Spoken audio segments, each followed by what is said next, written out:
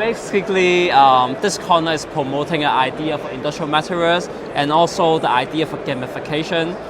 Since in Hong Kong or in the mainland China, southern part of mainland China, facing two big issues. The first one is about the skill gaps, and the second one is about engagement. In the manufacturer in the GB or in Hong Kong or in China, it's really difficult for them to recruit the high skillful engineer. So we would like to combine the gamification and also the industrial metaverse to solve the issue. So we can see here is the VR goggles and also the console. We call it the HMI, Advanced Human-Machine Interface. We would like to turn the factory into the dynamic and human-centric ecosystem. So help the workers development and also accelerate the innovation. So you can see here is one of the practical successful case. We are working with the company in Hong Kong.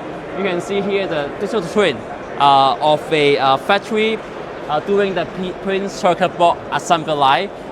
We can connecting the digital twin and also Industrial Metaverse, and we can do the 3D virtualization monitoring during the in the metaverse. And also we have a second case about the EAFF, electrical assisted sheet metal free forming. Since traditionally, if you do the sheet metal free forming, we need to have the mold and die and do the punching machine. But you can imagine that if there is the order has just one piece, and it's really expensive to construct a mold and die. And we have a new method by using two robotic arms with an electrical assisted torch and do the sheet metal forming. And here that's just the material part, but most importantly is the controlling part. We need to have the virtual twin to make sure the path can be synchronous, and also we need to make sure if there is a curve, we need to make sure the curve is a curve.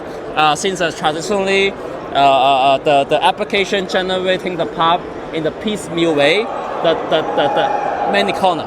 So we would like to have the virtual twin and also the HMI to let people have highly engaged in the environment and also have a better control of the robotic arm.